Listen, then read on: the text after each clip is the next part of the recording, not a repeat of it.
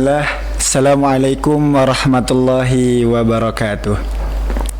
Selamat pagi teman-teman Rakanda Ayunda semuanya di seluruh penjuru Nusantara. Kami ucapkan dari Gerakan Kepanduan Hizbul Wathan Universitas Muhammadiyah Semarang. Nah, selamat pagi juga kami ucapkan ke Ramanda Ulin Nuha nggih, Masya Allah. Hari ini teman-teman semuanya kami bersama Ramanda kita ingin sedikit berbincang tentang kepanduan Hizbul Wathan pada khususnya terkait dengan kehawean dan juga nanti beberapa poin-poin penting di seterusnya nggih. Nah, Ramanda Ulin nggih, mungkin bisa sambil melihat ke kamera Ramanda, kita sapa dulu teman-teman semuanya. Halo. Kami ucapkan dan semoga kita semua selalu sehat nggih Ramanda. Amin ya rabbal alamin. Nah, Ramanda Ulin, sebelumnya kami ucapkan juga terima kasih atas kehadirannya di Universitas Muhammadiyah Semarang, berkenan untuk mengobrol dan berdiskusi tentang kepanduan Hizbul Wathan Ramanda. Mungkin langsung saja nggih kita ngobrol-ngobrol santai terkait Hizbul Wathan. Nah, kalau kita memang berbicara tentang Hizbul Wathan Ramanda, kan pasti kita punya hakikat-hakikat Hizbul Wathan. Sebagai kita ketahui bahwa Hizbul Wathan itu organisasi kepanduan. Hizbul Wathan itu yang bergerak, ada yang di lapangannya, ada yang materi-materinya dan lain sebagainya. Nah, menurut pandangan Ramanda sendiri, organisasi kepanduan Hizbul Wathan ini hakikat-hakikatnya dan nilai-nilai inti yang harus ditanamkan kepada kita semua selaku kader-kader Hizbul Wathan, dan mengapa generasi muda khususnya di zaman sekarang ini perlu terlibat untuk terus menjadi regenerasi Hizbul Wathan Ramanda. Monggo dipersilahkan. Oke, terima kasih Rakanda. Jadi kalau kita berbicara tentang Gerakan Kepanduan Hizbul Wathan sebagai salah satu organisasi kepanduan tertua di Indonesia dan bahkan mungkin di dunia, dan juga sebagai organisasi otonom, barangkali sudah jelas bahwa misi yang diemban Gerakan Kepanduan Hizbul Wathan ini tidak lain dan tidak bukan adalah misi dakwah sebagaimana Muhammadiyah sebagai organisasi induk. Nah, ketika dulu awal mula Kiai Haji Ahmad Dahlan kemudian berinisiasi untuk membuat gerakan kepanduan, sebagaimana kita ketahui bahwa sebelumnya beliau pernah melihat atau terinspirasi dari kepanduan di Mangkunegaran Solo dan lain sebagainya. Nah, sebenarnya waktu itu juga mungkin kondisi anak-anak ketika itu tidak jauh berbeda, dalam artian gini. Kalau hari ini kita berbicara generasi muda, banyak tantangannya terkait dengan gadget dan lingkungan dan sebagainya. Mungkin waktu itu juga kurang lebih tidak jauh berbeda, hanya memang ketika itu teknologi belum berkembang, kemudian pendidikan juga belum semuanya mengenyam pendidikan yang baik begitu. Betul. Nah, Kiai Haji Ahmad Dahlan kemudian melihat ada satu potensi yang bisa dieksplorasi dari anak-anak muda ketika itu di lingkungan sekitar Muhammadiyah itu tumbuh. Maka salah satu organisasi otonom yang berdiri paling awal juga salah satunya adalah Hizbul Wathan, dan hari ini Gerakan Kepanduan Hizbul Wathan juga masih relate dengan kebutuhan masyarakat di Indonesia, bahwa perlu adanya pendidikan karakter bagi para generasi muda sebagai penerus bangsa. Apalagi digadang-gadang nanti tahun 2045 ada Indonesia Emas, di mana Indonesia akan surplus anak muda. Betul. Nah, kalau kemudian tidak ada pendidikan karakter yang ditanamkan khususnya melalui gerakan kepanduan, maka akan sulit menggapai Indonesia Emas 2045. Dan memang salah satu yang paling mudah adalah melalui gerakan kepanduan. Karena kalau dari misalnya kita mau menanamkan nilai-nilai patriotisme, kemudian cinta terhadap tanah air, kemudian kebangsaan melalui mata pelajaran yang ada di sekolah, sepertinya sudah agak sulit karena sudah cukup padat kurikulum yang ada di Indonesia. Sehingga kegiatan kepanduan sebagai ekstrakurikuler, kita kalau bicara sekolah dasar menengah, itu saya kira memang paling tune in memang melalui gerakan kepanduan Hizbul Waton. Sehingga hari ini kalau misalnya ada sekolah yang memandang bahwa gerakan kepanduan nggak begitu penting nih, jadi ekstrakurikuler itu tidak begitu tidak begitu menguntungkan, itu sebenarnya malah suatu pemikiran yang salah ya.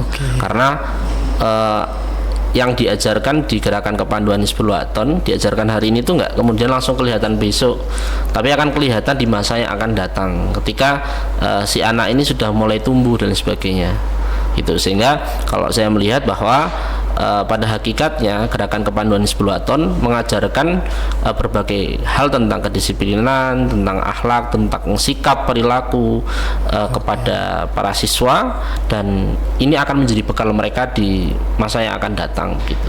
Jadi kurang lebih seperti itu, Rakanda. Oke, Ramanda, Masya Allah, terima kasih banyak atas penjelasannya ya Allah. Jadi kita semakin mengetahui bahwa Hizbul Waton itu sebuah gerakan kepanduan, dan tadi juga dijelaskan yang namanya poin penting terkait dengan pendidikan karakter ya Ramanda. Betul bahwa agar memiliki bekal untuk kedepannya, terus penanaman akhlak, nilai-nilai sikap dan moral tentunya Ramanda. Terima kasih banyak Ramanda. Nah, kita juga berbicara tentang perbedaan yang zaman dulu dengan zaman sekarang Ramanda kan. Kalau di zaman dulu mungkin kita fokus kepada pendidikan-pendidikannya mereka yang belum semuanya mendapat pendidikan yang setara, misalnya yang tadi Ramanda katakan.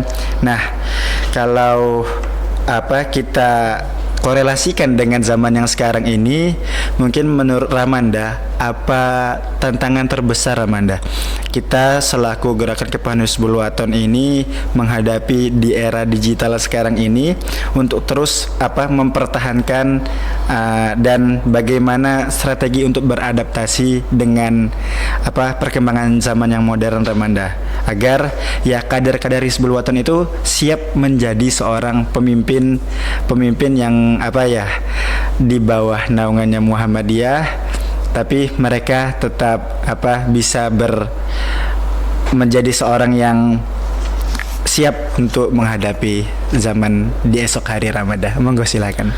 Oke, tantangan HW ini kalau saya pribadi melihat itu bisa kita analisis permasalahan di dalam dan di luar. Oke, ada dua. Jadi kalau permasalahan di internal HW itu memang harus menjadi satu perhatian khusus untuk diselesaikan agar HW itu sendiri bisa melakukan adaptasi terhadap perkembangan zaman. Saya masih teringat dulu ketika muktamar HW di Malang beberapa tahun yang lalu.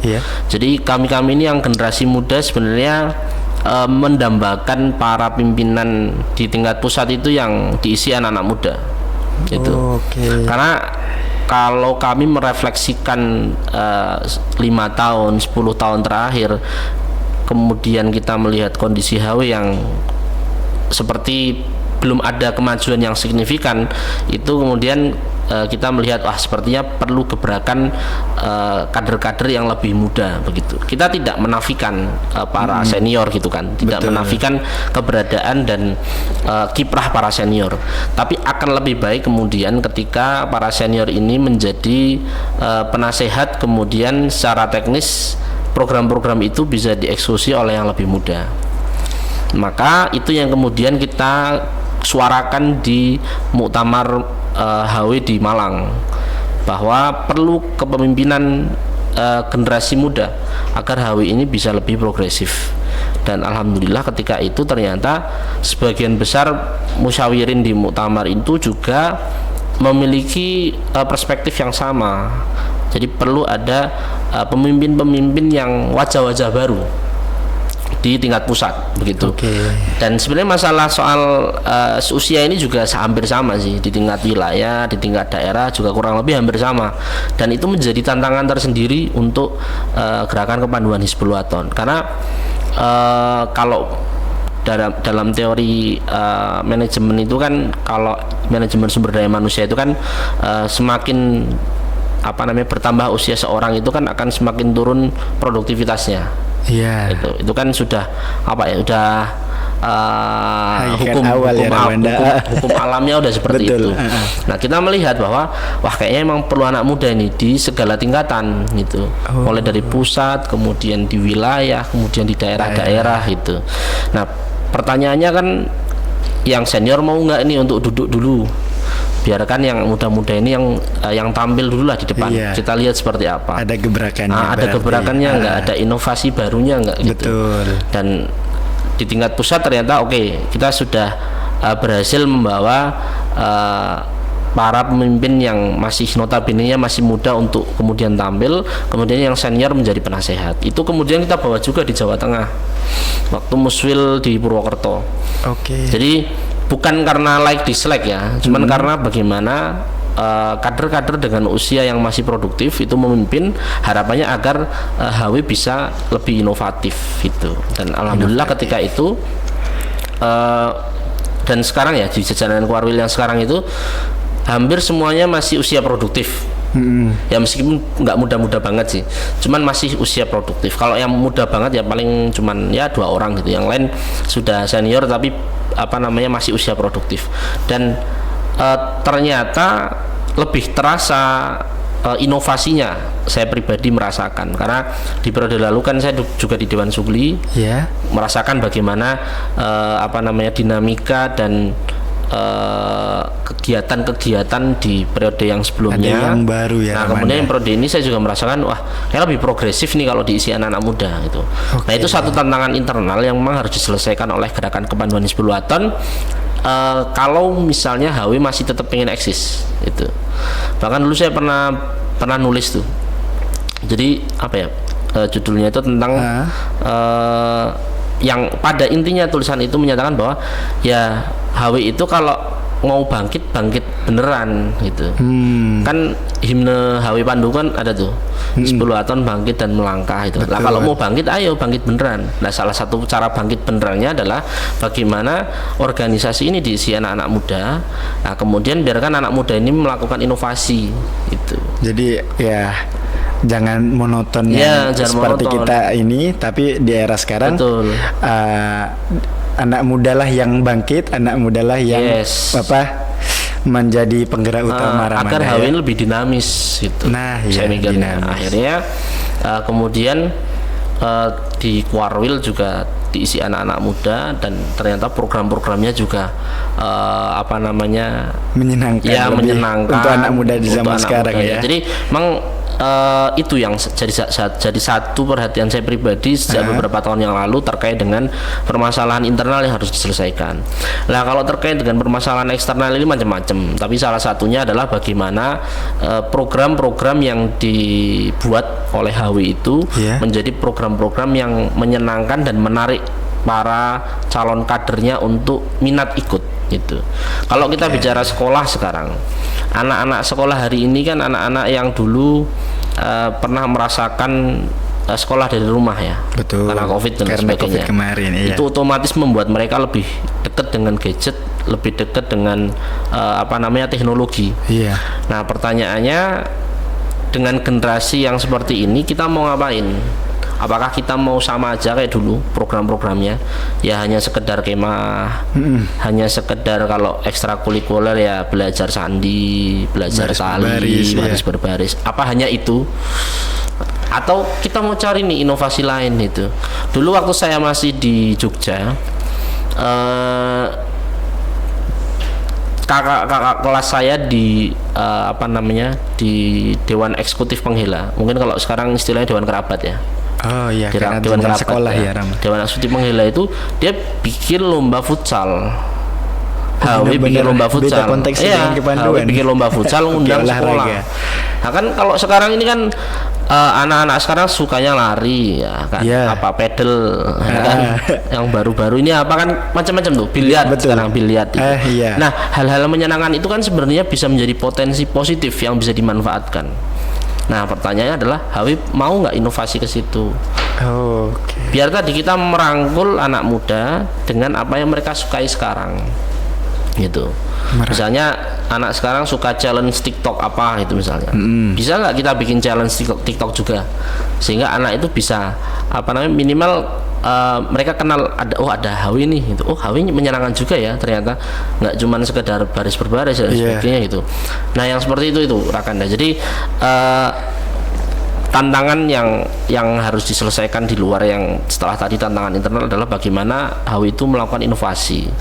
Itu baik yang di tingkat Kobila, kemudian baik itu yang apa namanya di pengenal, penghela, apalagi penuntun gitu. Itu harus mau beradaptasi dengan perkembangan zaman. Termasuk bagaimana media sosial kita menjadi menarik. Jadi Karena publikasi ya, tadi ya. kadang-kala itu kan kita punya media sosial tuh sekadar untuk corong informasi kegiatan gitu kan.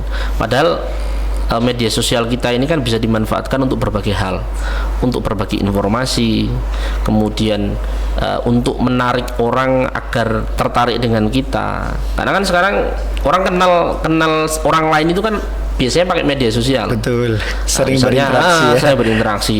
Misalnya saya kenalan sama jenengan itu kan. Oh, saya cari nih, Instagramnya apa nih? Kan mesti gitu. Untuk mencari informasi tentang data diri coba dia. nih nanti yang nonton podcast ini pasti kayak gitu, relate banget. Betul. Oh ada kenal sama siapa? Oh saya cari nih Instagramnya. Oh ini tuh orangnya. Pasti kayak gitu kan. Betul. Nah maksudnya bisa nggak nih kita melakukan inovasi juga melalui media sosial yang kita miliki. Jadi mengenalkan pandu Hizbul Wathan itu ya, Rahman. Iya, jadi jangan hanya media sosial kita itu hanya untuk ucapan selamat, ya kan? Jangan hanya untuk reminder hari-hari besar tertentu, tapi ada informasi-informasi yang edukatif. Anak sekarang FOMO naik gunung misalnya, ini kan HW banget nih materinya kan. Betul. Naik gunung kan, Di lapangan. bisa kan bikin contohnya ya, outfit naik gunung, tapi outfitnya itu yang outfit standar gitu loh. Nggak terus pakai sepatu sneaker naik gunung pakai sneaker itu nggak safety dan sebagainya. Nah maksudnya kayak gitu bikin challenge apa gitu kan, atau tutorial naik gunung 41 tips and trick misalnya teman-teman tuh bisa gitu. Itu kan bisa. Dan itu kan yang dibutuhkan orang sekarang gitu. Mesti orang nyari informasi, misalnya mereka mau naik gunung kan nyari informasi di TikTok. Pasti aku mau naik Gunung Merbabu, apa nih yang harus siapkan gitu.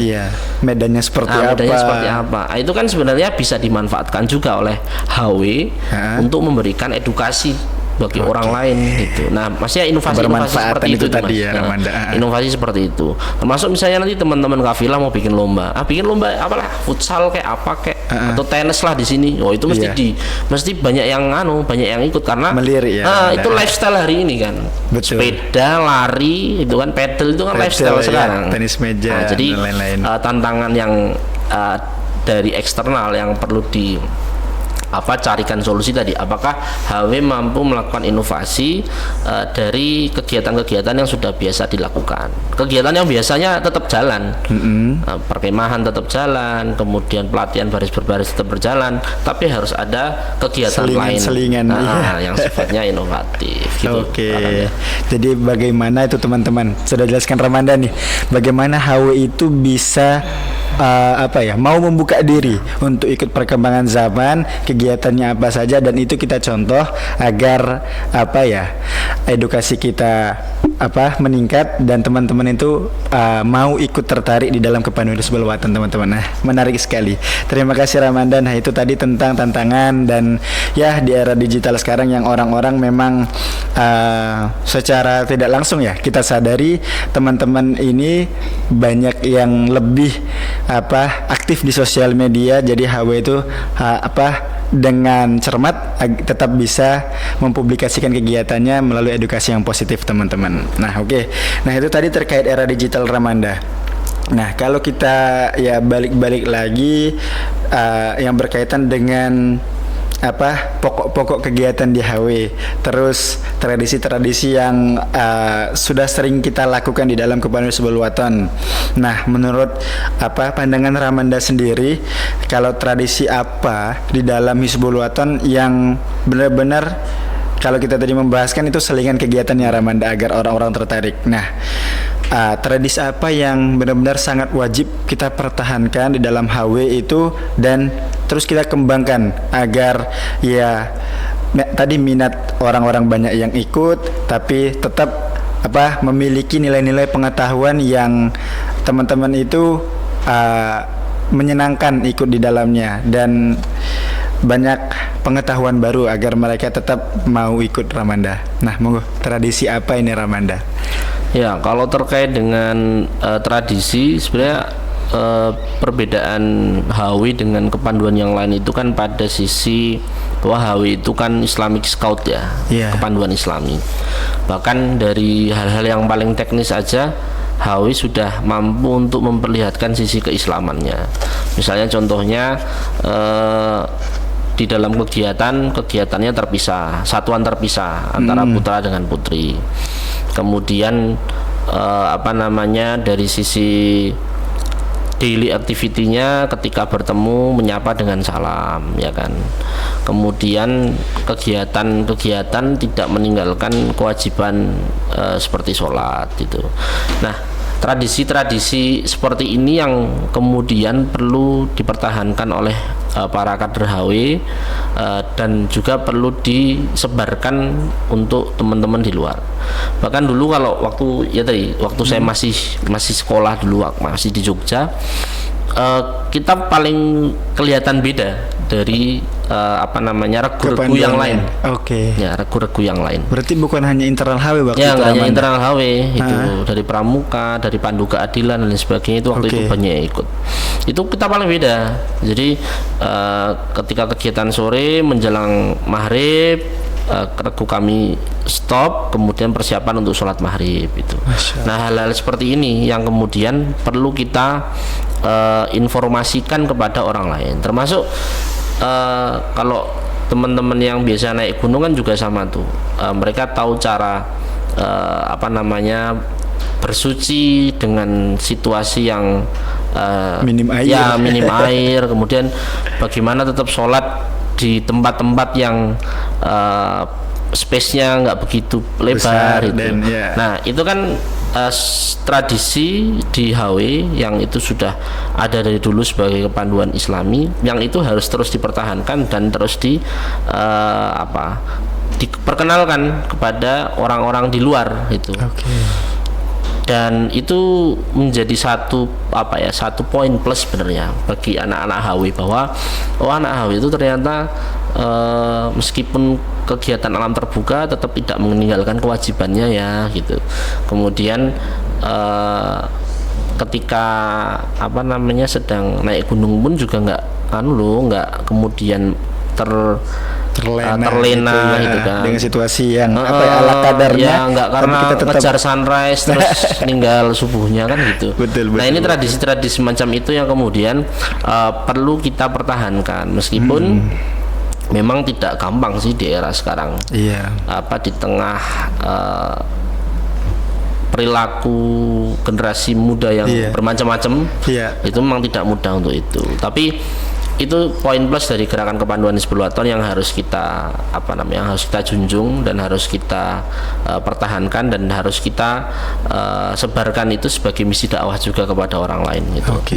Jadi ya itu ya Ramanda ya, dan juga poin plusnya kita harus bisa menjadi seseorang yang positif di mata orang lain, menjadi teladan, karena ya namanya kepanduan itu teman-teman nggak lain dan nggak bukan dia itu bisa menjadi contoh untuk teman-temannya, terutama kita sebagai kepanduan Islam itu bisa membawa nilai-nilai Islam Ramanda di setiap kegiatan kita, walaupun padat, tetapi ya di era sekarang yang mungkin ya kebiasaan dan hidup sibuknya mungkin ya lebih terfokus ke dunia, kita tetap membagi waktu agar kegiatan kita itu tetap lancar dan kewajiban kita tidak ditinggalkan, teman-teman ya. Ya, sama satu lagi. Jadi dengan adanya, kalau di HW menurut saya istilahkan adanya barrier itu ya, tadi ada barrier, ada satuan Pembatas terpisah ya. ada satuan terpisah.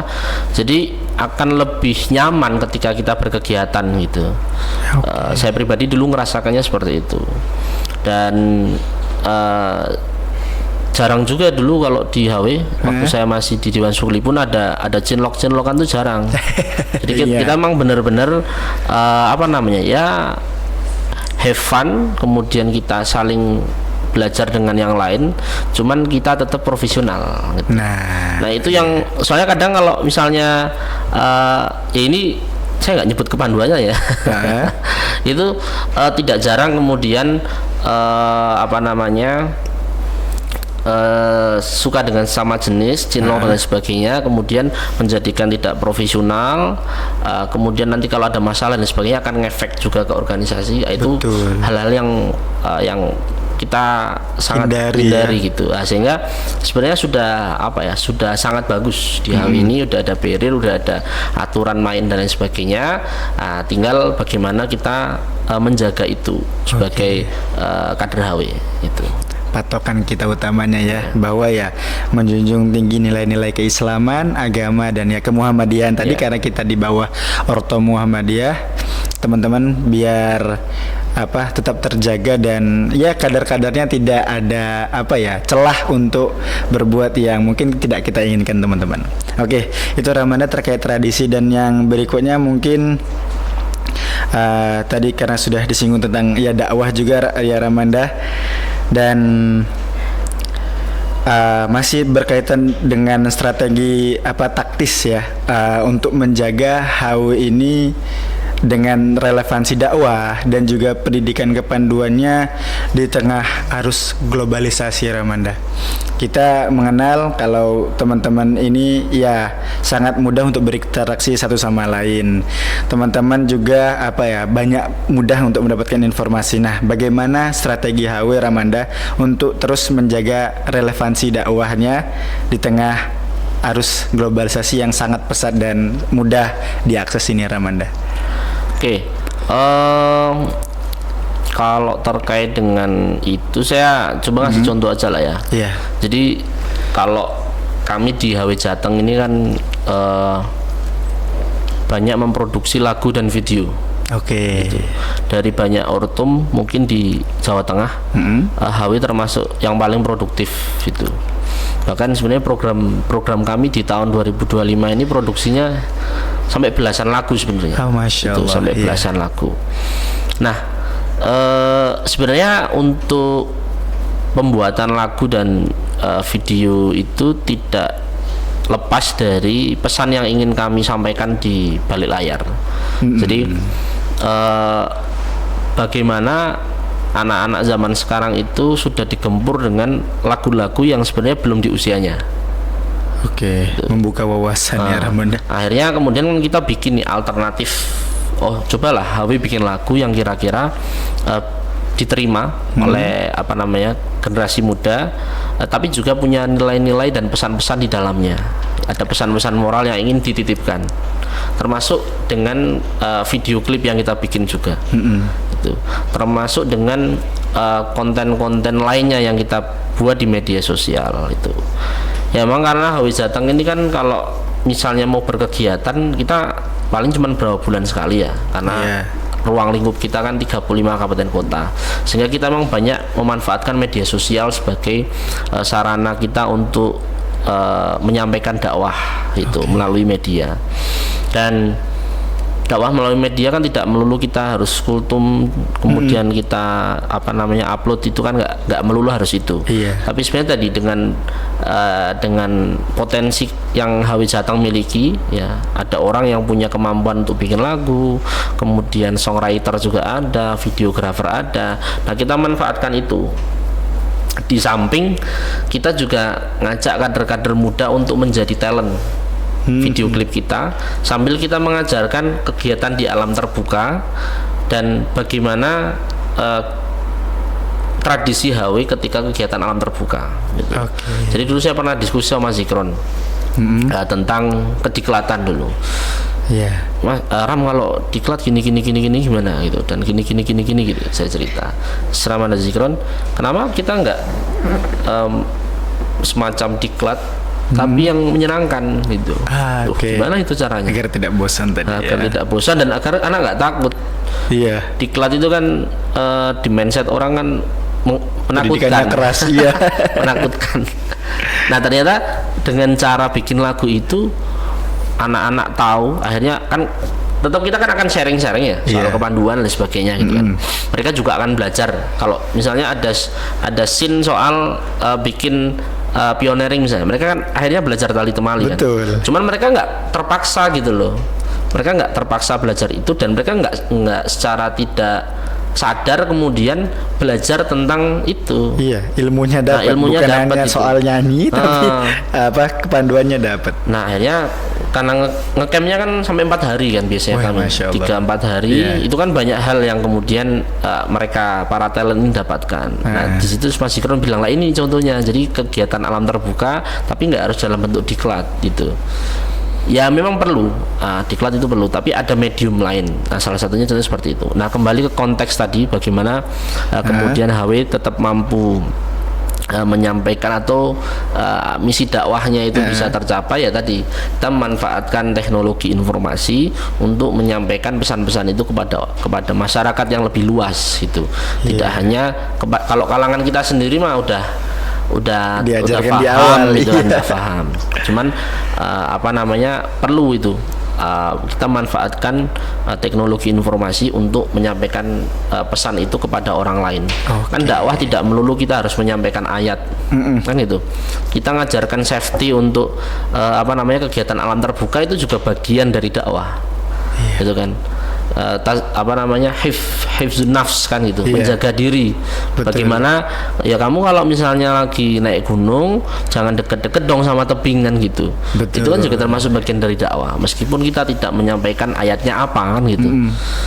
Secara generasi sekarang kan lebih suka dengar hal yang relate dengan kondisi daripada mereka diperdengarkan dengan ini surat ini, ayat ini menjelaskan tentang gitu. Nah potensi ini yang harusnya kita bisa maksimalkan untuk menyampaikan misi-misi dakwah kita gitu.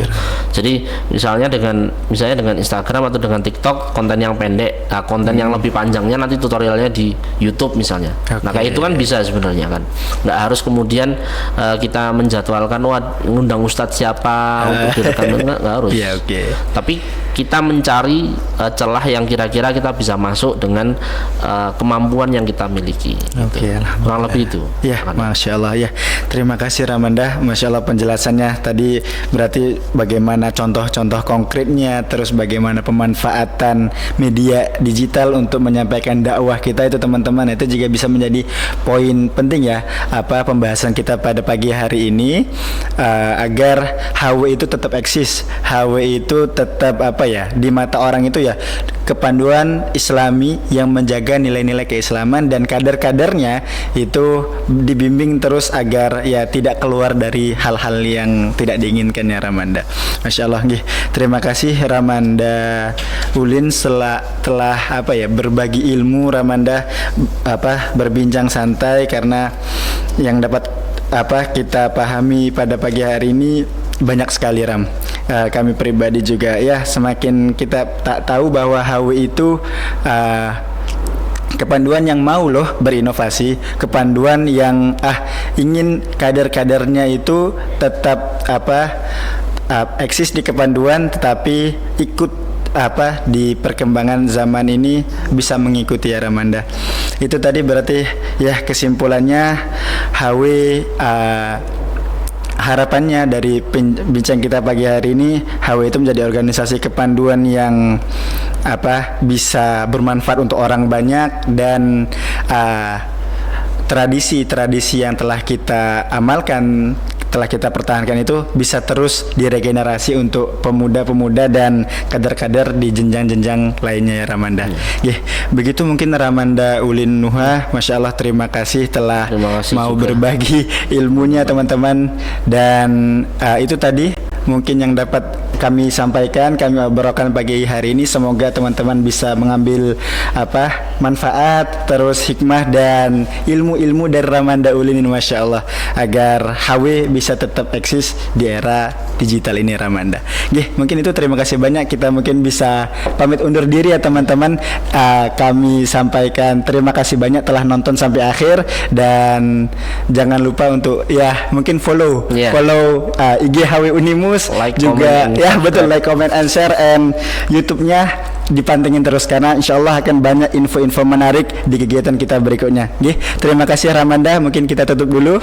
Mohon maaf apabila ada salah kata dan khilaf Ramanda. Teman-teman semuanya kami ucapkan terima kasih. Wassalamualaikum warahmatullahi wabarakatuh.